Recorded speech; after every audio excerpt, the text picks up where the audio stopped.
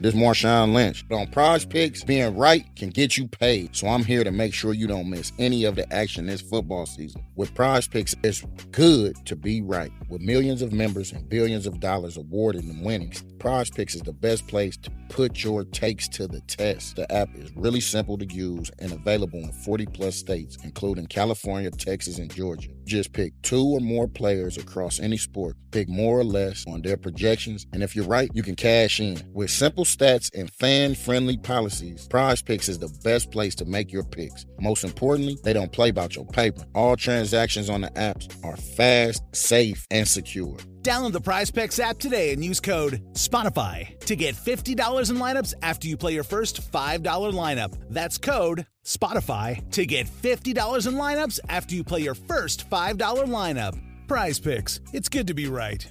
Must be present in certain states. Visit prizepicks.com for restrictions and details. Welcome to another Finely Edged production for the Premier League Cricket Club.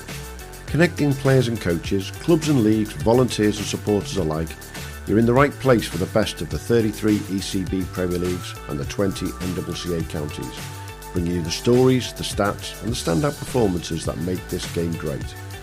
Don't forget to hit the subscribe button to both our Premier League and NCCA shows so you don't miss any episodes. Now, shall we get stuck in? So welcome everybody to this week's Premier League Cricket Show, once again brought to you with our friends from B3 Cricket, and joining me as always at the end of the season, or all we're going to talk about today generally, is numbers and who's done what. I've got Mr. Hugh Newsome once again, mate. How are we doing, mate? Not too bad. Do you know what? You talk about B3 there. It's worth a shout out to B3. We had a couple of bats off them this summer. Plenty of runs got scored with them, and the customer service was fantastic. So shameless plug of B3, but they've actually been really, really good. It was. I've got a lovely bit of willow that I am falling in love with. So there we go. Not a good thing. And joining us also with somebody who'd love to fall in with some willow again, Mr. Matt Taaffe. How you doing, bud? All right, I need a sponsor for next year. So anyone out there, you've got a winter to send your inquiries to the Premier League show and see where we end up. Oh, absolutely. If we can find that's the mission now. We're going to find a sponsor for Matt Taaffe. Any coffee beans companies out there, that's probably what I'm leaning to. Tell you what, that would be, shamelessly flogging. There is a cricket coffee company, isn't there? I wonder if they want to do something with us. Yeah. Well, I'm all for it. I made a nice... I've had about 3 lattes already this morning. It's 9 o'clock. I've just made myself a nice one as well. I think that's a good shout, Matt. Coffee and booze. So, have you seen the Joss Butler Stuart Broad podcast? They are shamelessly flogging wine. It's slightly painful. Like, I don't mind a bit of shameless promotion. We've all got to do it, but that's a bit much. They sit there, they stop halfway. Oh, that's so delicious. Like, I don't care. If you've got a glass of wine, there's nice wine and there's less nice wine, but you can't taste grapefruit and all this kind of stuff. It's just some wine. It's nice and it gets you a bit pissed. Don't speak too soon. If we get some coffee beans and we're sipping during the podcast, we can't. That's it. Yeah. I've got it. Yes. Yeah. Definitely some chocolate sort of coming through there. No comment. It smells of the Rio ghettos. Yeah. Absolutely. Hey. End of the season, boys. Are you missing it, Hugh? Well, the sun's still shining, so not yet. No, it's a lot of it with me is tied into weather. So yeah, not too bad. No, I've been down at indoor cricket already. That was fun. Nice to be back. Feels like I've never been away. Bit of indoor cricket action down in the Willow Sports Centre. That was fun. But no, not quite yet. My back's still wrecked, but it's almost there. So. Yeah, I think I'll be playing a bit of indoor fairly soon. And have you netted yet, Mr. Taaffe? Haven't, no. I've actually been doing a couple of odd jobs, cashing and jobs, painting. So that's been my end of season antics to boost the kitty up. Yeah. Well done. DIY not in your own house then? Not in my own house. I'm venturing out, to be honest. I couldn't have a winter who just sat down doing nothing. So I'm helping others. Absolutely. Very good. Hey, we've all got to do what we've got to do, haven't we? Definitely. But let's start and have a look back at last season. And I've got a couple of little stats that I've picked up in doing some bits and pieces over the last couple of days. Just for those who are interested, and if you buy the cricket paper, this weekend there'll be a couple of pages dominated by ourselves all about the Premier League, and we'll talk all about all the winners and the losers and the runners and the riders and everything in there. And I think the three people that I've got to give the biggest shout out to that I've picked up, Hugh. See if you can guess, Hugh, what these three guys have got in common from Premier League cricket. Okay. Alex Brown, Ralston. Leo Carter, Holmesdale. Hugh Weebigan, Sunbury. What have those three guys got in common? Ginger. No. All three came either top of the wicket takers or the run scorers in their league, and their club got relegated. Yeah. They can't be very often that the leading run scorer gets relegated, or It's even the more ultimate so. flex, isn't it? It's the ultimate flex from the player, though, isn't it? It's just like Can't do I it was myself. I was the leading run Absolutely. scorer, and everybody else was, didn't quite fire, shall we say? So yeah, it is a bit unusual that. Yeah. Would you believe there's only three clubs in the country that had the highest run scorer or a highest wicket taker in their club and their league and won the league? Only three. Yeah, again, it's a team game, isn't it? And it does show. Every now and then somebody absolutely fires and wins a league on their own, but it's a team game. Yeah, and we'll come to who I think the outstanding player of the season is overall little bit later, because I think, having looked at the numbers, there's one that, whether we like it or not, just stands up heads and tails above everybody else. But shall we start with you, Mr. Taaffe, and look at some of the ridiculous run scorers that you guys have had? Because there's some biggies, haven't there, mate? Yeah, good time, really. We just released our team of the year, and it's a serious side. Probably I could got have a done. question on that team of the year. I think there's someone missing, but we'll come to Go that on, later. go on. No, we'll come to it in the bowlers. Yeah, all good, all good. But yeah, so ridiculous numbers. Like you say, we could have made three team of the years, but we had to come it down to one. But like you say, I think Avishka Thurindu back-to-back 2,000 run seasons, just scary. Could lend me a few. Gareth Severin, just names that ring a bell. Will O'Donnell, Johan Mendes, Garnet Tarr. Like you say, they've all just scored runs week in, week out at the top of the order, and you can see why they're in such high demand. But like you say, these all-rounders, Loan Dezoiser at Bolden, I think 1,500 runs and 60 wickets. Murray Singh at Philadelphia, again, I think it was 1,300 runs and 60 odd wickets. It's just serious cricketers, but there's plenty to go at. Most definitely. I think what I found fascinating with the team of the year, if I'm reading it rightly, I'm seeing you've got, I think, 6 different nationalities in it as well. It shows the breadth of what you guys have got there. Yeah. Is there anyone there, though, batting wise, that you thought didn't quite get there, that you thought should have been? Who was on the edge of that for you? Oh, there was plenty, to be honest. Matt Campbell, I did pip him at the start of the year to be one to watch. He did score 1,000 runs and took 50 wickets for Leek, so he was unfortunate just to miss out. Like you say, Mandeep Singh, 1,000 runs at 50 up at Castle Eden.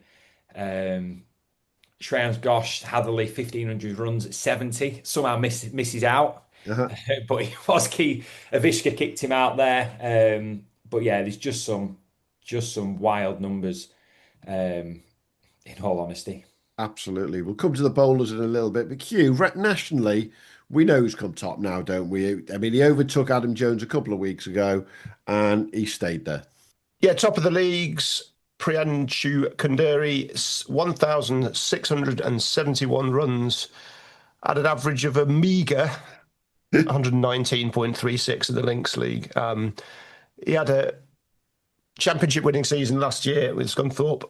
Didn't quite manage to win the championship, but he certainly got the individual honours, so he was top of the pile. Adam Jones was leading the way for much of the season. He's had to scuttle off to New Zealand to play some cricket, unsurprisingly, for Sudbury in Suffolk. He had a fantastic season, 1,474 runs, a tick under 100 in the East Anglian Premier League. He missed the last 3 games, although actually Priyanshu, they ended up playing very similar number of innings. I think it was 2 more for Priyanshu. There, if Adam had stayed around, would he have finished top? I'm not sure. He'd still got 150 odd runs to catch up 200 runs to catch Yeah, up on 100, Pianchi. So 197 runs yeah, difference and 2 innings. yeah. So really, Pianchi had a fantastic finish. And Avishka Thrundu at Bracebridge, he's 1,310 runs at an average of 77. And Joseph Barber, Cleckheaton, he had 1,219 runs at 58. All these guys striking there. Joseph Barber is the sort of the one slightly low. He's got a 81 strike rate. Adam Jones 84 strike rate. But Pranshu and Avishka both striking well above 100. And then Sam Evans, who's always there or thereabouts, isn't he? 1,177 runs for Leicester Ivanhoe in the Leicestershire Prem. Josh Smith, 1,149 runs at an average of 82, strike rate over 100.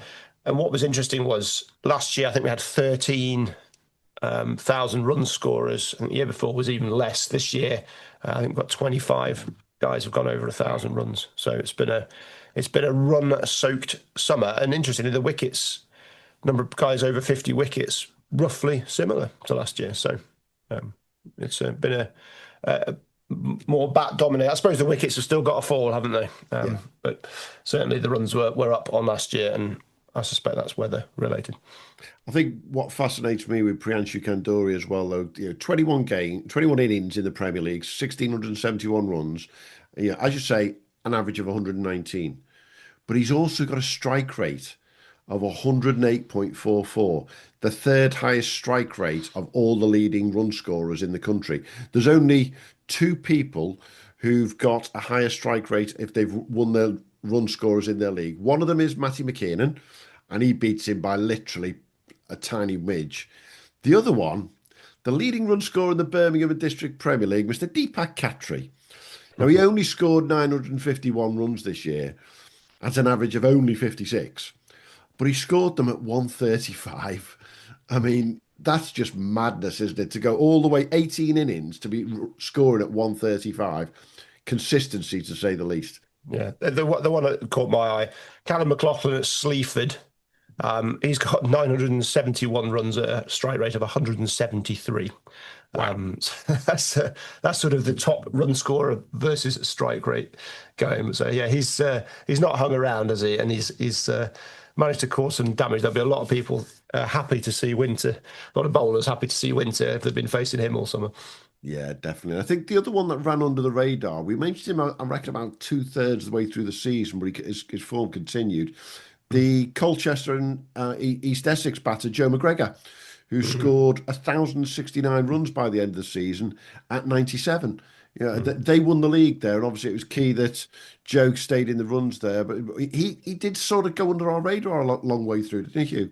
It's just been consistent, isn't it? Yeah, I mean, that's a real good performance. He's not, I think he's 22, 23, something along those lines. So, he's one of those lads, we saw it with Joe Pocklington, another Joe last year who sort of jumped into county cricket off the back of a really good season. Maybe Joe's thereabouts age-wise that somebody could maybe have a look at him. Most definitely. Hey, and the other stats that I like to look at, lowest average winning the run scorers in their league. Which league do you reckon it is, Taaffe? Go on, have a guess. Have you come to me because it's going to be near me? It's near you. Which league would have the lowest average for their leading run scorer? Will it be Northern League, Oz? No. But it's not far off. It's the Greater Manchester Cricket League, where Stuart Ells of Prestwich, who won the title, an average of 43.19. And that was the lowest single average for somebody winning the leading run scorers in their league. He scored 690 runs at 43. Second lowest was Ishcott Thind at Shepherd's Bush in the Middlesex League. And then third lowest, young Billy Dodds at High Wycombe, 47.64. But let's be honest, anybody who's winning the leading run scorers and they're 40 plus is good. But the amount that are over 50, Hugh, there's 29 leagues where the average run scorer, leading run scorer, is 50 or more. They're the boys to be looking out for year in, year out, aren't they? Yeah, but it shows you. I think Manchester League's not an easy place to get runs. They're often up there in the wickets, aren't they? So anybody averaging in 40 in the Manchester League, and Yeah, because we'll come to that. and We'll come to the that definitely. Southern Leagues are difficult to get away. Yeah, Okay. one other lad to talk about is Leo Carter in the Kent League. Like Joe McGregor, obviously they don't play quite as many games. Slightly late starter, slightly early finishing. So you don't often see lads from those leagues popping over 1,000 runs. So both Joe McGregor and Leo Carter both popped over 1,000 runs. Leo Carter's scored 1,039 runs at a strike rate of 93 and an average of just under 70 for Holmesdale in the Kent Premier League. So he's had a terrific season as well. Always interesting when lads in those leagues get over 1,000 runs. They're worth watching, and they pop into other leagues, play a little bit more cricket, and they explode into the top of the charts. Yeah, most definitely. I think the other one who's just below that on the list that I've got in front of me, that the two names I've got to give as standouts. So we mention these people far too often, but you've got to keep doing it. In the Liverpool and District League, Matty McKiernan, 1,116 runs. Now, to be fair, Ian Cobain wasn't that far behind, but Matty McKiernan, with an average of 101.45, he's the only other person in the country in the top run scorers in each league with an average of more than 100 and a strike rate of 108. That goes along with all the bloody wickets he took as well. He was a superstar there. But I'm going to put a name out there now for next season, ahead of next season. I see that Louis Kimber's been let go by Leicester. Now, Willie, and I was a bit cheeky on Instagram this morning, therefore play far more games for Normandy in the Surrey Premier League next year. And go blasting runs around there. That could be quite an interesting to watch, because we are seeing more of these county players, Hugh, even at a really good age, just dropping into the Premier Leagues and playing some really top-end cricket, aren't we? Well, I mean, not to be rude about county cricket, it's not exactly the best paid job in the world, is it? And actually, financially, getting dropped at 24, 25, you might actually end up earning a bit more cash because you get a proper job that's actually going to give you a career. Yeah. And there's a little bit of money available on the side playing a bit of Saturday cricket, I hear. I've never been a beneficiary of it, or never will be. But absolutely. Yeah. So somebody like Louis who can do that, that's a real opportunity. So it'll be interesting to see where he pops up. Yeah, I think the other thing that's fascinating about Matty McKiernan in the Liverpool district, though, of course, is we talk about the wickets that are taken in that league. They're huge numbers. So to score that many runs is fabulous. But also when it comes to wicket takers and scoring runs, he started the season quite slow. We've mentioned him once or twice, but top of the run scorers in the North Staffs and South Cheshire League. Two guesses, Mr. Hugh Newsome. Yes, of course, it's Liam. Yeah, it's slipped my mind. Yeah. Well, it's top of the wickets, top of the runs, top of the averages, top of the league, top of everything normally, isn't it?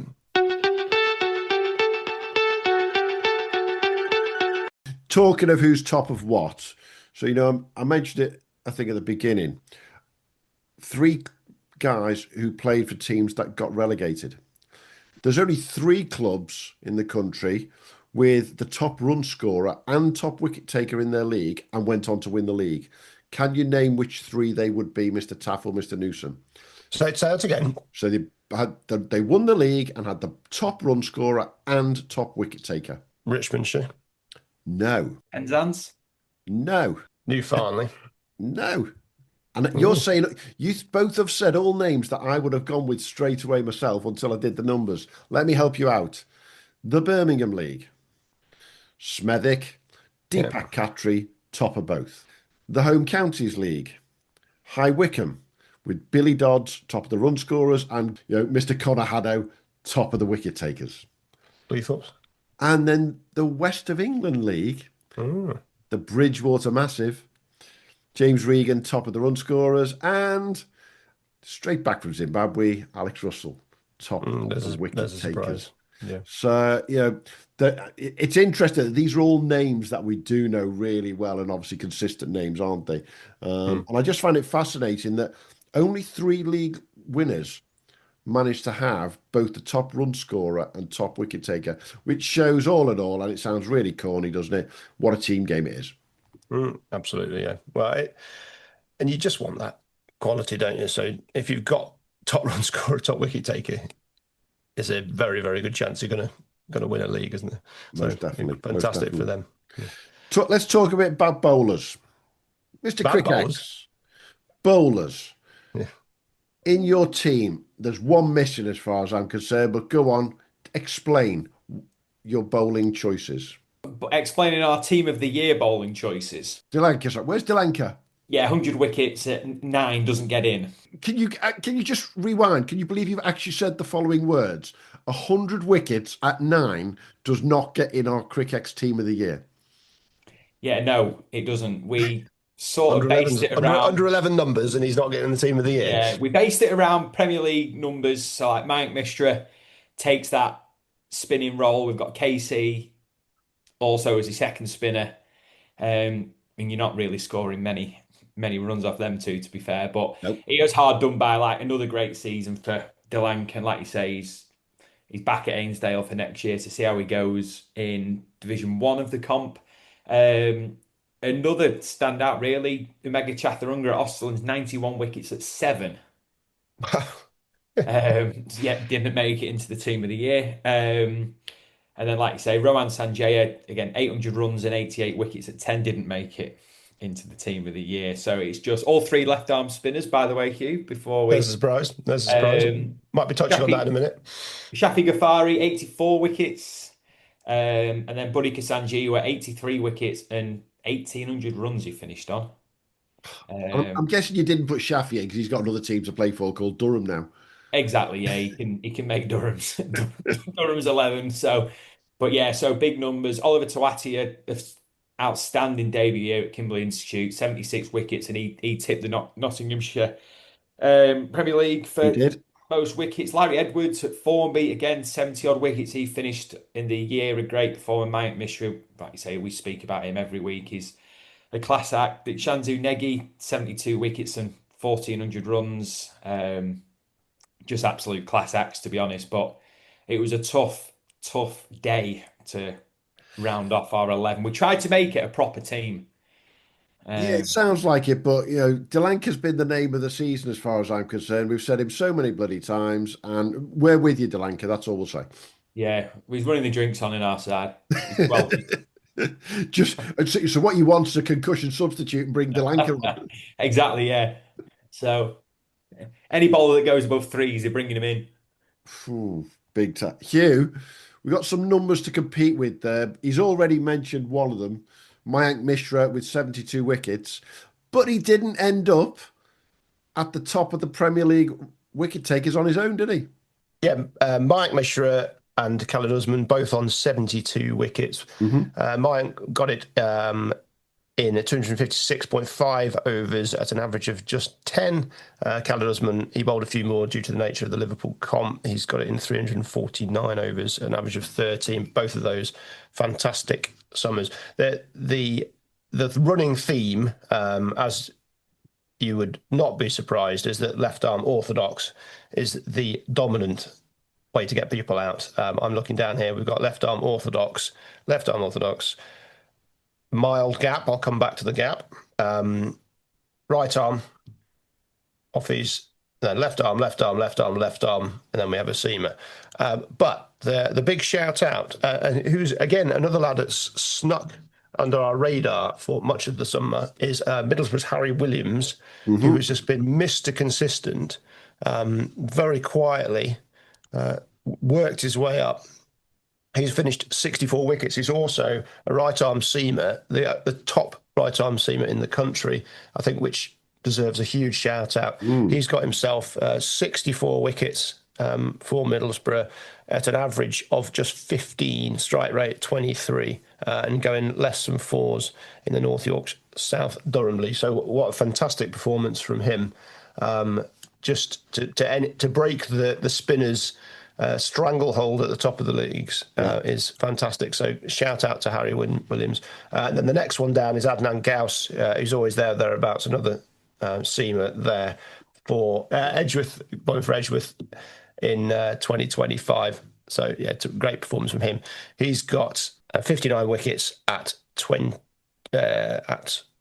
11, 59 wickets at 11, strike rate of 23, and an average of under 3. So terrific from Adnan Gauss. But yeah, it's just a spinner's paradise for much of the summer, as I can imagine, with the weather. Tom Sefton's there, Sachith Pereira, obviously, Jack Hughes, Dan Wilson, Ijaz Alavi, all bowling a lot of mostly left-arm orthodox. It's been. I just think batters need to practice against left-arm. It gets so many wickets, and come on, lads, get yourself practicing. We can't have this left-arm domination year after year after year. Just run a bit closer to the ball. Get a bit, get a bit offside of the ball. Flick him over deep mid-wicket. That's how you do it, Taaffe, isn't it? That's the one, yeah. With a B3 in your hand. Yeah. Other bat makers are allowed, but not on this pod. Better batters giving batting advice are available as well. Yeah, but it is amazing. Just on serious note, it's amazing how dominant left arm orthodox is, particularly at the top of the leagues. So anybody that can crack it doing anything other than that, shout out to them for. I think what's even more remarkable about it, though, Hugh, is we're talking about Premier League cricket here, which is the top end of non-professional cricket. But we still talk about these slow left arms at international level as well, don't we? It's like it's a complete mystery to the universe. It's a bit less so. I mean, you look at the way England are going in the Ashes. They're not interested in left arm, are they? Obviously, Nathan Lyon's there. He's not left arm. They're not. Australia doesn't seem to have this problem. Whether it doesn't turn as much or whether it's more about the drift or whatever. But yeah, it's more so a club cricket issue. I'm just looking here at the top batters. The majority of batters are right-handers.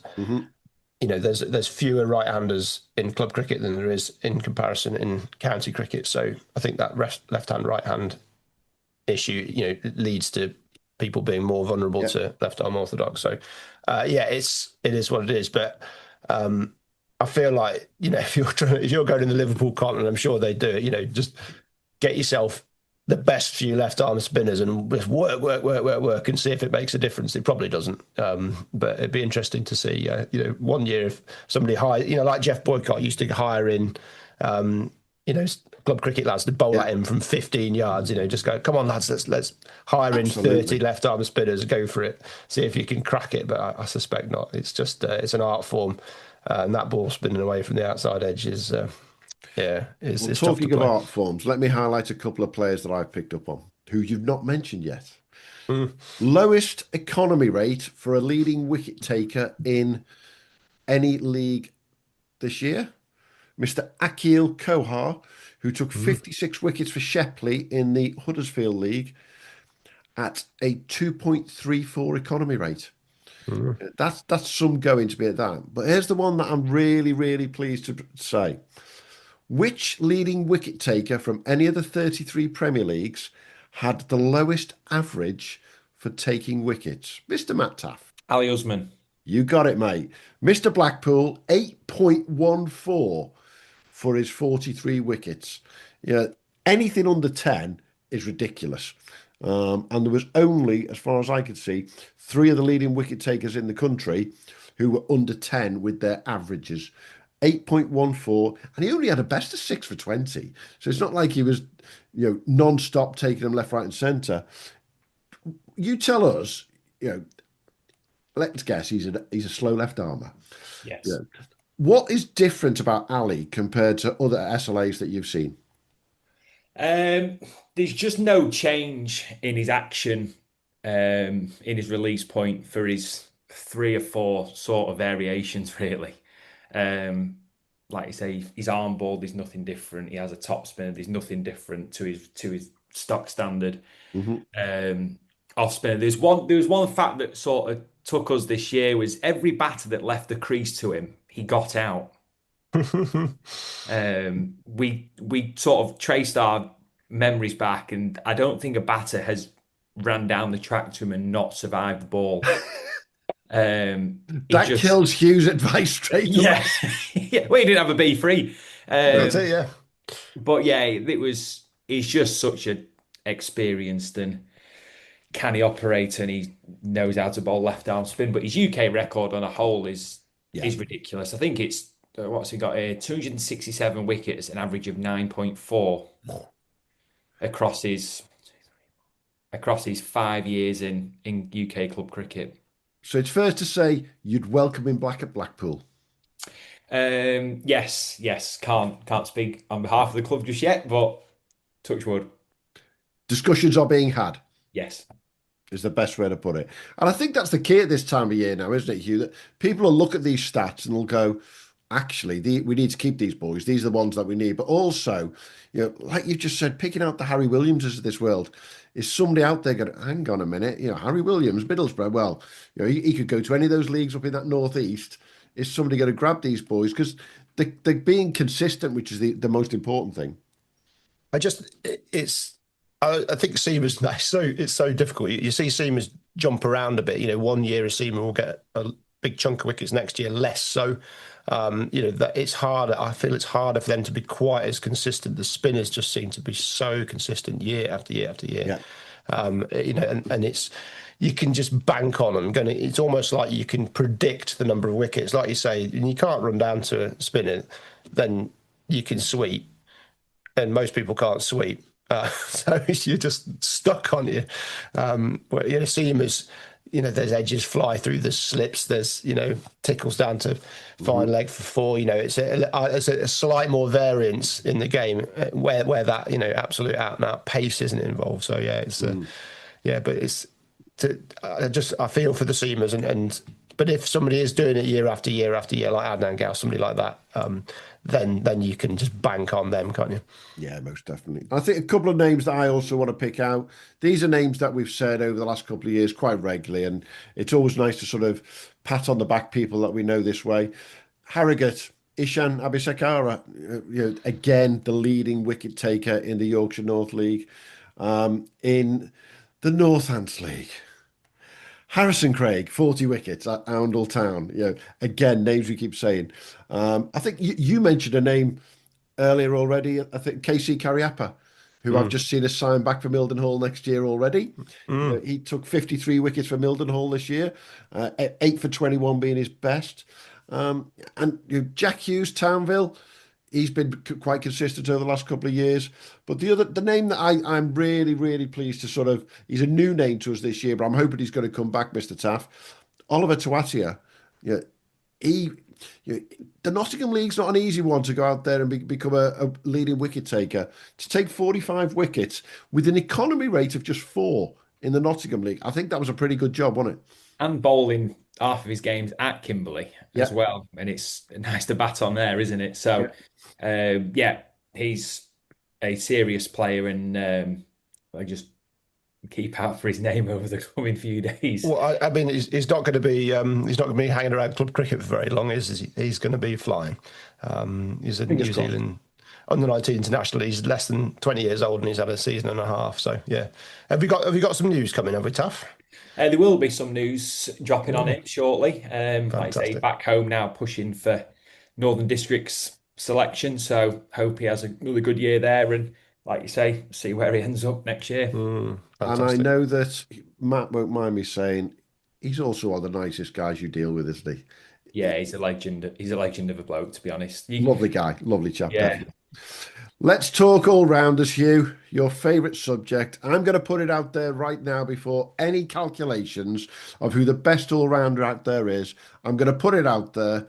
It's got to be Mr. Deepak Khatri. Deepak Khatri with 951 runs at a strike rate of 134, 49 wickets, leading wicket taker, leading batter in the Birmingham League, and Smethwick win the league with him. Yeah, he's the only all-rounder to top both. Is there anyone better? Possibly. Ooh. Is the answer to that. Possibly. Priyanshu Kandiri, 1,671 runs and also 21 wickets. So you can argue, as we were doing in the week, what the wicket is worth and what a run is worth. So give or take. But yeah, I mean, I think if you've done that and put in league winning performance as well, it's very hard to argue. And this is why the all-rounders is always a bit of a bum fight, and is does for wicket keepers as well. So you never get a shout with it as a wicket keeper, do you? But Manny McKernan's right up there, isn't he? He's had a hell of a season. Yeah. Tons of wickets, tons of runs. Fantastic from him. Khalid Usman's right up there. Fewer runs, but still useful, still averaging in the 30s. Mm-hmm. And then 72 wickets. There's opening bats, up and down the Premier League land that would love an average of 35 in the Premier League and not take a wicket. So to do that and then add 72 runs to your total is pretty useful. But yeah, Jack Hughes is right there. Loads of runs, loads of wickets. Taylor Cornell, he's always there or thereabout. Methley, isn't he? He's got plenty of runs and wickets. So yeah, it's been a very, very good season for lads of the all-rounders. But maybe the bat a bit dominating the ball this year. There's slightly fewer compared to last year. The guys who've done both of everything. Mm-hmm. Matt, any of yours that you'd put out there as the best cricket all-rounder? Like I touched on before, Buddy Sanjeewa was at Conisborough. He's just moved to Shelley for the next year. Manny Sankamura Singh at Philadelphia just does it year on year. He runs and wickets. Dikshanzu Negi at West Horton again, plenty of runs and wickets throughout the year. Lohan Dezoiza again, who made it into our team of the year, 1,500 runs and 60 wickets. Rajit Day at Lightcliffe, 1,000 runs, 60 wickets. There's an awful lot to go at, to be honest. Most definitely. Now, here's a question for you boys that I've just made a note of last night when I was going through all of this. Of all the league winners this year, Smethwick, Newfoundland, Didsbury, Penzance, we know who's won all these Premier Leagues. How many of them do you reckon have won the league for the first time in the last 10 years? So you got 33 Premier Leagues. And I've got all of the last 10 years winners on a spreadsheet because I've got nothing else to do with my time. I was going to say, you've had some time on your hands, haven't you? Yeah. I haven't done any analyst roles for a couple of weeks, so I filled in with bits and pieces of analyst work for myself. How many do you reckon have not won the league in the last 10 years? 7. Good shout, Hugh. I'm cheating here. I'm just looking through some names. Shocking. Yeah, I think I'm going to say 5. Split the difference, boys. 6. Okay. 6 clubs who've not won their league in the last 10 years. And when I tell you which clubs they are, there is a little bit of a shock there, to be honest. So, Ockbrook and Borrowash. Yep. Not won it in the last 10 years in Derbyshire. Colchester and East Essex haven't won in the last 10 years in Essex. Tunbridge Wells have not won in the last 10 years. Really? Yeah, that's a surprise. They won a national T20 in that time. Yeah. Our friends at Lower House have not won in the last 10 years in the Lancs League. They certainly won this year. Correct. Horsham have not won in Sussex in the last 10 years. And here's the one that shocked me the most when I looked at it. Bridgewater have not won in the last 10 years in the West of England Premier League. Wow. You've got Bedminster, Pottern, Bath, Clevedon, Pottern, Clevedon, Bath, Proster. And that would have been a name that didn't, stood out like an absolute sore thumb to me as the talent that they've had there. Well, they've been thereabouts for a while, haven't they? So yeah, just putting it all together. Yeah, absolutely. But this is the sort of sad information that we like to look at and pick up these bits and pieces because it's quite interesting to see which clubs are consistent, and which leagues have just been split between 2 or 3 people year in, year out. You look at somewhere like the North East League, where basically if you play for Burnmore or South Northumberland, in the last 10 years, you've got a 90% chance of winning the league.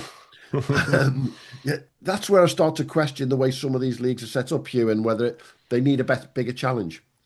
Yeah, the Yorkshire ones are tricky, aren't they? Or the North Yorkshire area, they've moved from that Yorkshire Prem into these local leagues. So you do have these powerhouse clubs that have got a legacy of being a powerhouse club. But yeah, I mean, the thing that's come out of me, and we talk about it, don't we, that is, are we heading towards some more regional setups? I wonder if at some point, we were down at the Penzance Ormskirk game, that Penzance side, you wonder if there's the appetite there for something more national on a regular basis. Yeah, just be interesting to see what that would look like and how many teams would be interested in whether it be north, south, east, west. Obviously in Yorkshire, some national representation of the Premier League sides. Yeah, be an interesting one to throw out in the winter, see what the appetite is like, and then you can set it up, Matt. You'd need your funding, your oil money.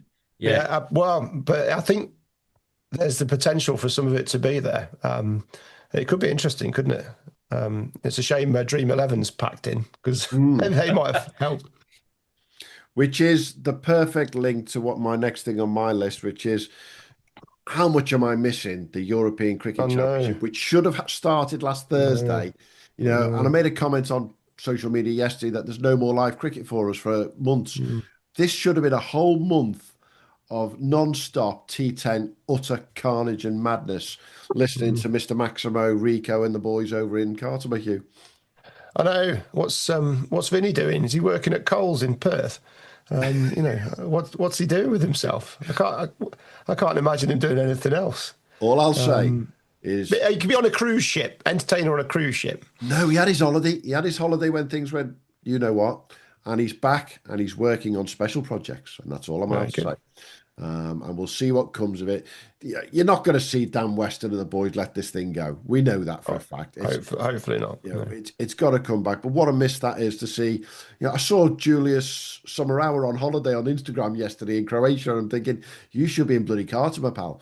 You should be rattling people over there instead. And it is disappointing. And we'll wait to see what happens there, because right now we got no live cricket of any real consequence until we get down into the Ashes.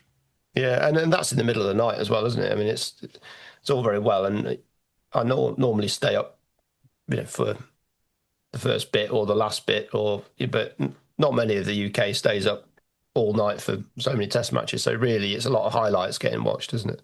So it's not live cricket. There is a gap. I assume they've just parked it. They've got all the systems there. They've got everything in place. Hopefully, they've just gone, put it on ice. Everything's sitting, waiting, and hopefully somebody can jump in. Most definitely. Hey, let's just round off this week's show with a couple of quick ones for you. So, Mr. Matt Taaffe, what has been your highlight of 2025 season? Bloody hell, there's not many. Probably our win at Lee in the cup start of the year, like you say, star-studded McKean and Brown and Martindale, and we were missing a few, and like you say, went to their spot and turned them over really in a proper good game of cricket. So that was probably a highlight for me. Shame we couldn't go further in the cups. And like I say, fingers crossed we can next year and put a good run together on both Saturday Sundays. And you, Hugh, what's been your highlight of the season? It's been just a good all-round season. Do you know what? I think there's two. I thought Freddie McCann, just Papawick player, just the way he's kicked on this year. I've watched a lot of Notts this year. They've won the championship. Obviously, this isn't club cricket related, but just to see a lad, you've gone through the Notts system, Papawick, and then just kick on this year. I mean, some of his slip catching as well has been absolutely out of this world. So amazing to see where he's going to go. Personally, my young bloke, when he played a 2-day game down in Glamorgan against the Glamorgan under-15s, and just sitting watching a 2-day game, we're down in Newport. And that was just fantastic. I just sat there. I got my little tent out. 2 days. It chucked it down the first day. 2 days of just cricket. That was brilliant. I loved it. Proper cricket. And just, I was like, I have the Test match. But yeah, that was just a really lovely experience. Really well looked after at Newport. Really enjoyed that. So I think that's my highlight. My highlight, I've got two, and they're both finals. I can't go without saying Lords last week. Hugh and I and Tobes had an absolute ball.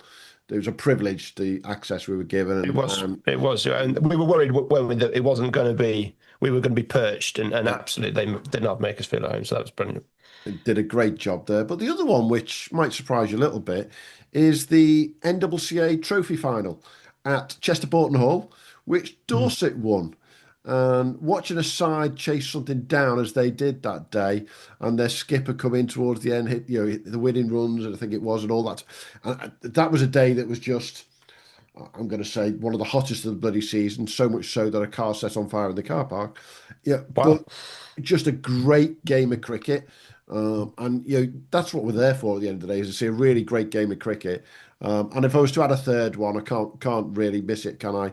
Father's Day spent with my dad watching Ormskirk beat Row Green in the National Club Championship. And my dad saying there and then they'll win it. He hadn't seen anyone else play, by the way, but he said he'll win it. So just to do those little things is what we love doing. Obviously, I've loved my work with Cric Viz this year, doing analyst duties in some extraordinarily nice places like the Edgbaston Scorebox, and also some random places, because that's what you get to do. And any cricket we can watch is wonderful. But I think you missed a highlight, Hugh. We're talking Ryder Cup. That was pretty good. Tasty. I'm thinking you're batting this year, mate. Oh yeah, but yeah, it doesn't count in that shit league, does it? So yeah. You only played the balls that were served to you.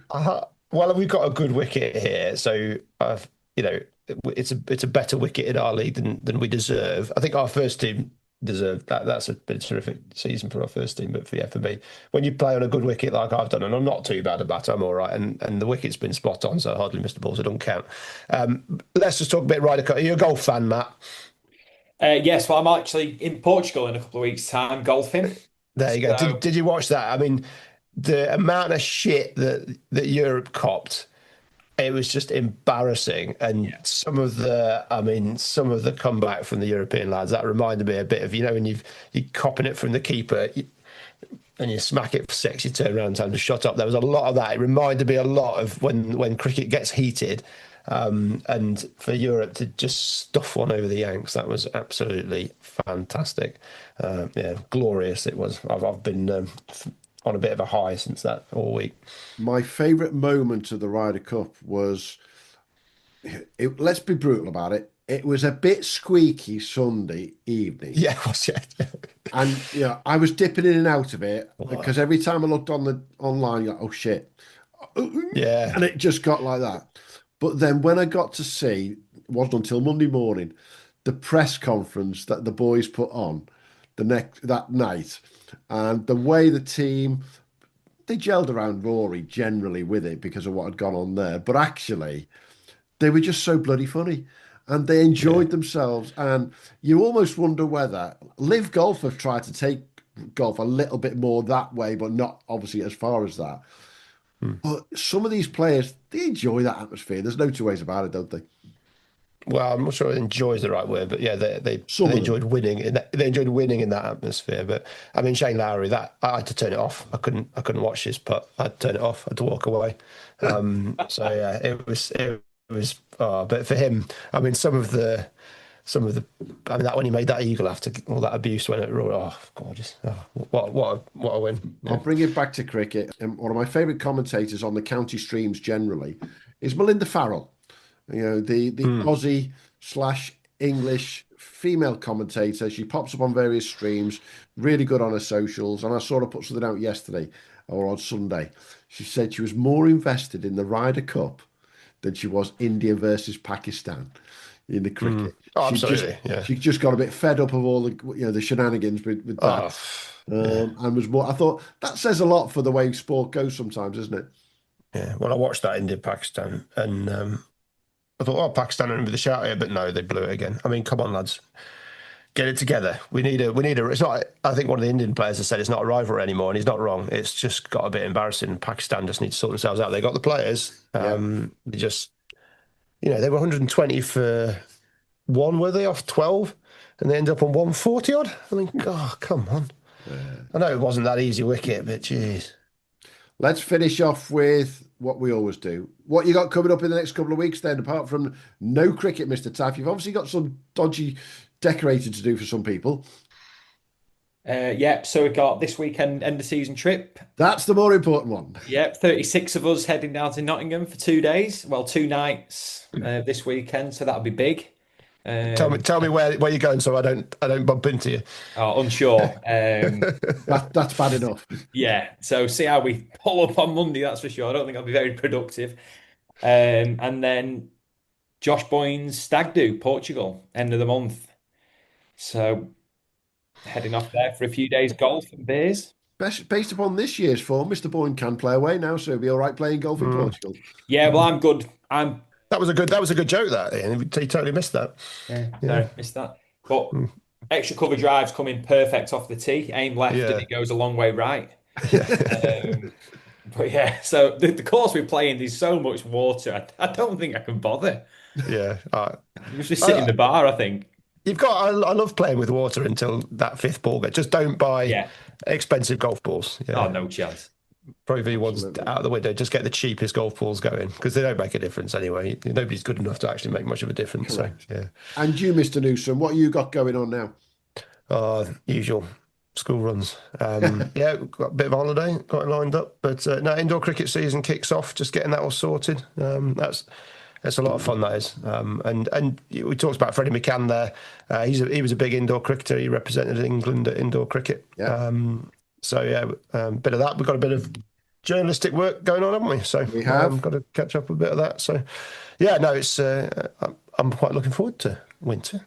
Oddly, briefly. Yeah, we do enjoy the conversations, and just to give you a heads up on what we've got coming up over the next few weeks, because obviously we can only go on so much about the 2025 season and all the numbers, but we've got recordings in the next couple of weeks with, just to pick some names out, Joe Pocklington, who's coming to join us to talk about his progression from, let's be honest, Hugh, university, Premier League, NCCA, Notts contract. Not a bad couple of years for Joe.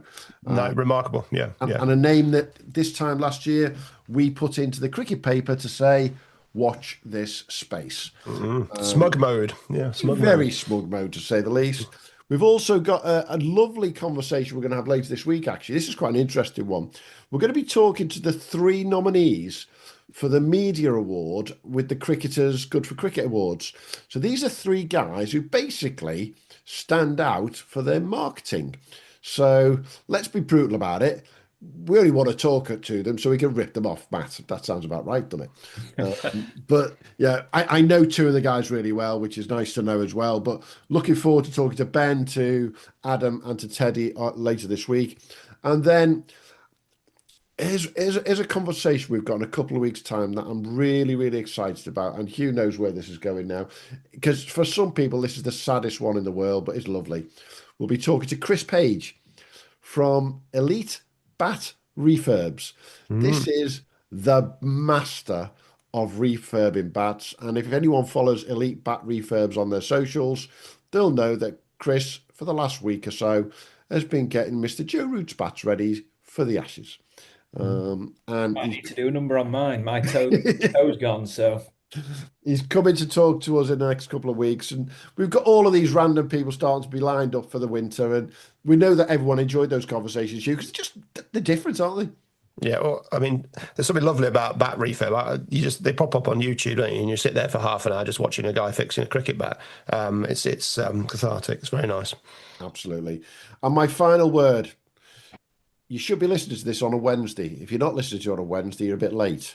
But it'll be Wednesday, the 1st of October. And today starts the most important competition of the year, which has had friends at Newfoundland and Sawston and Babraham in particular asking questions. It's the Premier League Champions Trophy online. And would you believe the moment I put it out there on social, Hugh, Newfoundland were on to me going, Who's organising this? Why is it not the ECB? Why are you doing that? It's a bit of fun, boys. It's going to be a little bit of a poll and a little bit of a popularity competition. But at the same time, we just want to see who's got the most followers, who's going to get their boys activated. And we're going to put all 33 winners of Premier Leagues around the country into a draw, all randomised. Don't worry, the videos will go online, so I'll prove it's randomised. But there has to be a preliminary round to start with. And the winners will go into the first round draw proper. All done very appropriately. Thank you, James Alexander Gordon. Exactly. Oh, takes me back, to say the least. What they should do is play a game of test match, the old table game, with the, Ashes cricket or test match, was it called? With the little blokes moving around, you roll the ball down the chute. That's what should happen. Can we have a virtual game of that going on? It would have to be virtual, because when I did a rehearsal draw, Barnard Castle came out against Penzance. That could be a bit of a trip, couldn't it, to say the least? Yeah. But no, look out for the video online, boys. The video will show the random numbers. But that will be the very first vote that goes up. And we will see where that goes. And then from Friday, we'll have the first round proper. And there'll be 4 games every couple of days for people to vote on. And we'll just take it to the end of October, because we're real saddos, and see who's the most popular out there, shall we? Yeah, absolutely. Any bets, Mr. Matt Taaffe? Which Premier League winner's going to win the Champions Trophy? Staying out of it. Bottler. Hugh Newsome. Just looking through these league winners here. Who's most likely to be big on the socials? Tempting, I don't know. Bridgie. Interesting. We will see where that goes. I'm going to do my usual sit on the fence, because it would be wrong for me to do it otherwise. But I do think it'll be interesting to see in particular whether clubs will have other clubs within their leagues help around them. Or not. Exactly. In the words of one person who texted us, everybody hates us, so they won't help us. Yeah, exactly. Yeah. Well, basically, if you win a league, everyone hates you, don't you? And if you win a few leagues, everyone really hates you. So it's fair enough. Most definitely. Hey, great to chat, guys. Keep an eye online for everything that we're doing. We'll be back next week with our chat with our marketing gurus, Teddy Casterton, Ben Harris, and Adam Hope. And we'll look forward to catching up next soon. Cheers, gents. Awesome. Cheers, guys.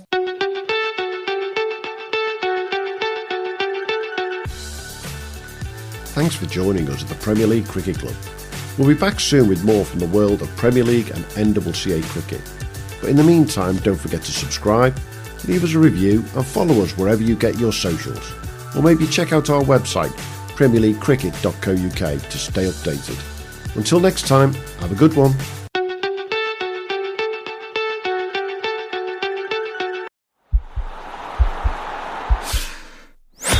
This podcast is part of the Sports Social Podcast Network.